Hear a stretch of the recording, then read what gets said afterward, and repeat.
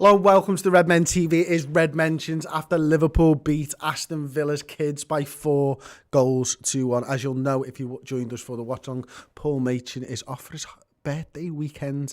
He has joined us in the chat for the watch along. I'm sure he enjoyed the second half much more than the first half, like everybody else. This is a show where you can get involved by either replying to our tweet on Twitter or by getting involved in the comments if you are a Redmen TV member. So Sabin Iliev says, finally a win. I forgot how those feel. He also said Curtis Jones needs to take a break, play Shaqiri instead. And that's quite an interesting one, isn't it? Because I think, a lot of the comments coming through on Twitter and stuff as well, we're talking about Xherdan Shaqiri. And I thought he was brilliant. I thought the introduction of not only Shaqiri, but Thiago as well. That's what really changed the game for Liverpool. We looked so laboured at first half, didn't we? We were creating opportunities, but not great opportunities. Then Thiago and Shaqiri came on, and Shaqiri's vision and his left foot, technically he's brilliant. He's a great passer of the football as well.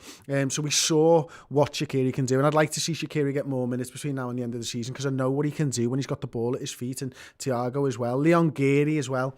Thiago is some baller, head and shoulders above everyone else tonight. Bring on United. And I hope that Thiago, Leon, is starting against Manchester United, because you're right, he was head and shoulders above absolutely everybody on the football field there, and not in stature, but certainly in how he plays the game and how good a footballer he is. I mean, he just comes on, just takes control of the game straight away, pinging balls left, pinging balls right, picking balls out over the top. He's playing Bobby Firmino, little dink balls, and everyone just seemed to want to give him the ball because they knew that something could happen. That's the type of player that Thiago Alcantara is, and everybody, these are great players, and they all know that Thiago's just as good, if not better than them, which is great to see. Deb's Disney Des just said yes and throws the emoji in there, which is great. Frumpy Woodcock says fair play to Villa's youth, played well. Worries about Divock though, didn't see much when he came on. Thiago looks class though. You're right, actually, fair play to Villa's youth players. I think they did brilliantly tonight, certainly first half. That Louis Barry was it with the goal. I mean, it's a great finish. He bears down, he gets in behind Reece Williams, he uses his strength, he uses his speed, and he's one-on-one with the goalkeeper. He's one-on-one with Liverpool's goalkeeper. I know it's Queven Keller, but he's played first team football for us. And he goes there and he just does everything brilliant. It did remind me of a Michael Owen style finish, or Thierry Henry, if you will, something like that. A real top draw striker who's calm in a one-on-one situation, because you don't have loads of time, but you do. You have too much time to think about it when you're running through like that. And Barry just slots it in the bottom right-hand corner. And Villa played really well, and the Reds went a little bit when they conceded 2 goals in 5 minutes in the second half, and then the game was done then, and it was about managing the game for Liverpool and bringing players on like Alex Oxlade-Chamberlain, seeing if we can do something. And as you point about Thiago, mate, he just looked absolutely class. And UK lad just says, yeah, Shaq looks sharp. This win will give our lads confidence, I'm assuming, to batter Manchester United, says Deb's Disney Desk. Which is brilliant. We've had a super chat come in from John Doe as well. You know how good Liverpool are when most teams park the bus. That's true, actually, but Liverpool haven't done a good enough job of breaking through that park bus, have they? West Brom was a perfect example of that. Southampton as well, although they didn't exactly park the bus. And, we've seen us do well against teams that park the bus. And Aston Villa, they parked the bus tonight, but it was young lads, wasn't it? You know what I mean? They're not even old enough to drive a bus, never mind fucking park one. But the Villa did a good job, and they made it difficult for us. They had that bank of 4 and they had that bank of 5. And first half, we didn't really have the ideas. It wasn't until we had that introduction of Thiago and Shaqiri where we really sort of took control of the game, and we stopped playing those aimless balls into the box, didn't we, for Minamino to try and head. And we started playing passes into the box, and Milner started getting to the byline, and Nico Williams did really well, I thought, on the right-hand side of getting in. Kurt Jones at times starting to play that intricate football. The introduction of Bobby Firmino helped with that as well. But Mane as well, 2 goals tonight for Sadio Mane, which is absolutely brilliant. Thiago looked class. Good to see Salah get a goal, says Damien Lobb. Salah took his goal really well, didn't he? He picks that ball up just inside the penalty area, and he plays, I think he goes through the defender's legs, but it's a bit of a snapshot. He just turns and fires it, and the goalkeeper doesn't have a chance really. I thought he had a really good game, that Anodi as well. There'll be lots of clubs looking at him going, wow, what a little talent they've got there in that young keeper. And whether he goes on and proves that and steps up to have a good career, who knows? But tonight he did himself no harm whatsoever. Tony Blakeway, that Barry goal was like the Salah against United. Great strength and great finish. Fair dues, completely agree with that. I'm just going to go over to Twitter as well. So if we go over to Twitter now, I've got one highlighted already. It's at manlike_Ben, who just says, Nico, Shaq and Thiago were sublime at times. The rest, well, the less said, the better. Happy with the win, but the majority of those Villa lads out there aren't even allowed to have a fucking Smirnoff Ice yet. Fair play to them, though. They've done themselves proud. And I think they did do themselves proud. And I think that Nico, Shaqiri, Thiago, yeah, I'm surprised that Nico's made it into sort of top 3 players, as it were, there. But I thought he was good tonight. And you know, he was showing endeavour. He was trying to get down that wing all the time. And the other 2 lads we've spoken about already. Slightly different points of view here, and I think it's important to highlight both points of view, actually. Ashley Dora says, the performance is worrying. We cannot hide from that and should not. If we perform like that to the end of the season, we will struggle to finish top 4. It's an interesting way of looking at it. I mean, we've obviously, the first half was really disappointed. To go in 1-1 against that Aston Villa side, you know, as well as they played, we still shouldn't have been going in at 1-0. We still should have been in the lead of that game. And, you know, Klopp's clearly put a rocket up their arse at half-time, and thankfully that had an effect. Thankfully Liverpool came out, a different Liverpool side came out second half, and the subs probably changed that as well and helped Liverpool to be a better side second half. But you're right, there are things there that should concern us. I think we conceded the goal far too easily.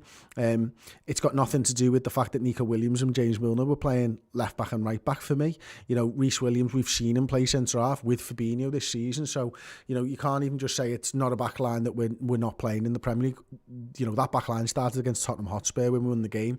But so it is disappointing, and it was disappointing because it was too easy, wasn't it? You know, the goalkeeper plays it out, one lad gets it, plays the ball through, and then Louis Barry's in on goal. So there are things there that do concern me.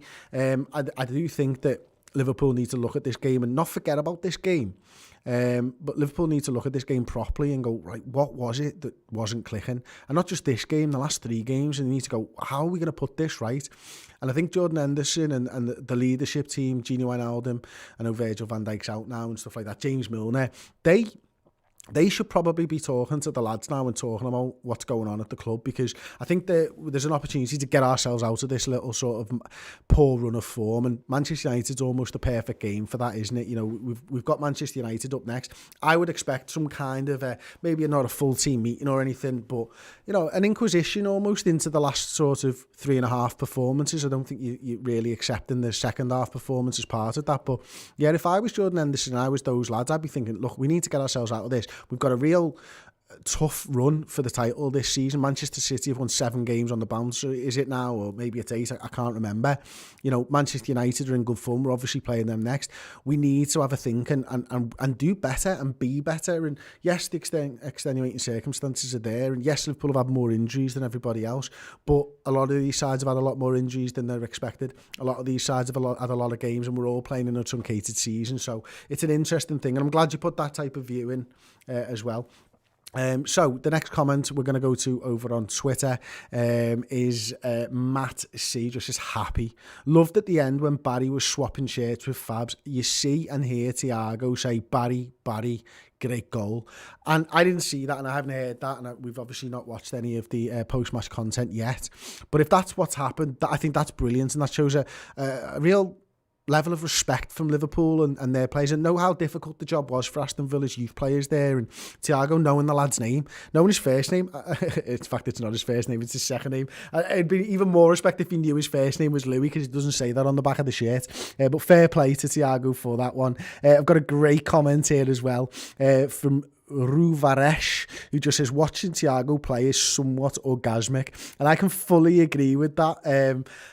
It's just brilliant, and he just seems to see the game in a slightly different way than a lot of our players do, and his first thought is forwards, and it's not sideways. And I think over the last couple of weeks what we've seen is Liverpool have played a lot of sideways balls, and you know, it used to be aimed at like the likes of Jordan Henderson, that all he does is play the ball sideways, and it's because Liverpool have been coming up against sides who parked the bus against us, and we have played a lot of sideways passing. It's been more noticeable than ever almost, and you know, Thiago's not interested in that. Thiago just wants to get the ball forward because he recognises that the lads like like Salah, Mane, Firmino, they're the lads you want the ball at the feet. It's all well and good as having the ball in their half, but when it's Henderson and Wijnaldum and Kurt Jones, with the greatest of respect, you'd rather have the ball with Mo Salah, Roberto Firmino and Sadio Mane in the box. And I think Thiago recognises that, so he does everything in his power to get the ball to them quickly, try and catch the defenders unawares, as it were. So I'm going to go back over to the YouTube comments now, see if anybody's said anything else in. Dickie Oi Red, one of our YouTube members, says Shaq in for Bobby with Salah up front versus United. You can see that one there. That Shaq in for Bobby, Salah up front. That's interesting. I thought we went to a slight sort of 4-2-3-1 formation tonight when Thiago and Shaqiri were on the field. And I liked that. I thought Shaqiri plays that role. He plays it, he doesn't exactly play a number 10, but he plays it off to the right-hand side, slightly utilising that left boot of his and that vision from an area of the pitch where he kind of understands and knows. I don't know whether I particularly like him on the right-hand side for Mo Salah, but I can see your point. I really can. I'd like to see Shaqiri, I don't know about start against Manchester United, but maybe be first sub if he doesn't start. But his performance tonight warrants talking about. Absolutely, so I completely agree with you there. John Dow, thank you so much for the super chat. You know, I've got to reply. Oh, we've done that one, apologies. Noel McKee just says Liverpool FC and gives the old Premier League trophy, which is great. Alistair Noel McLean just says Minamino just isn't cutting it. Obviously, we saw a good performance out of Minamino against Crystal Palace, and I thought he was really good against Palace, I do, and it's not helped by the fact that he's not played since Crystal Palace, and it's a few games later now, and a couple of weeks later, and he's thrust into this game, but I expected more out of Minamino tonight, I'll be honest. I don't think he gave us exactly what we wanted from him. I think we looked much better when he wasn't on the field, to be honest with you, but it wasn't, again, through a want of time, which is a good thing, I suppose, if you're trying to draw some positives out of it. But yeah, I don't know whether I'm certainly nowhere near just saying, look, Minamino can't cut it at Liverpool.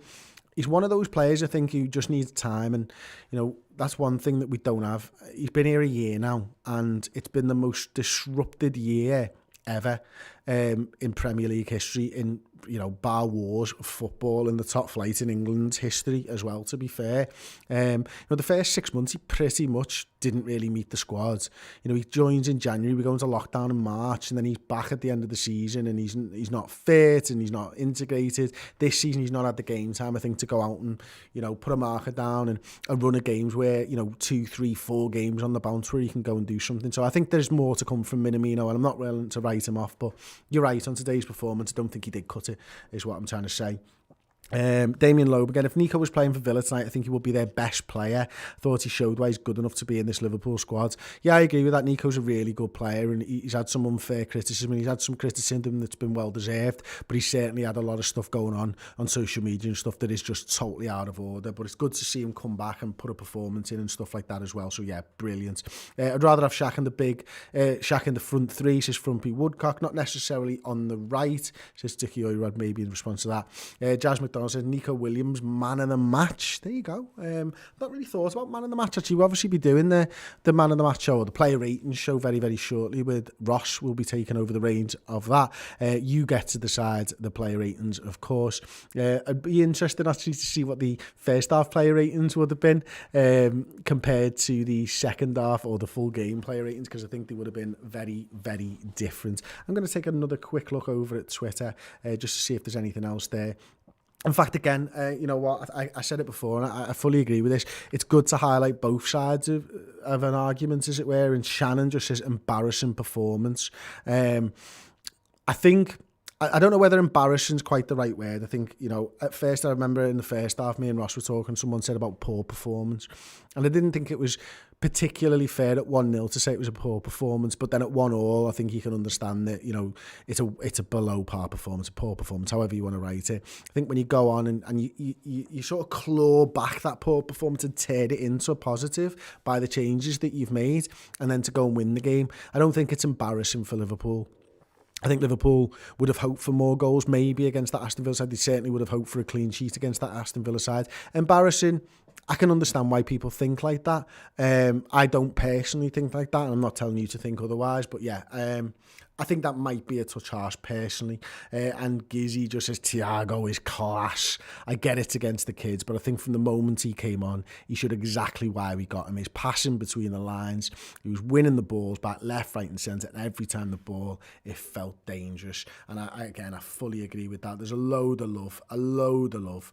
And just the flip side of the argument again, Samo says, shit. But it's a win, and that means it's something to build on, so thumbs up here. That's a great way of looking at it, actually, isn't it? Shit, things that we can do better. Yeah, thumbs up. Liverpool did win the game. Liverpool are through to the fourth round of the FA Cup, whether Jurgen Klopp likes it or not, whether we like it or not. Thankfully, we didn't get beat up. That's the main thing tonight. Thankfully, we weren't embarrassed by Aston Villa's kids, because an embarrassing result would have been us going out of the FA Cup to their kids. But listen, we're going to do the player rating show in about 5 to 10 minutes, something like that, with Ross Chanley. Please get involved in that. We put a poll up on the side of the screen if you're new to it.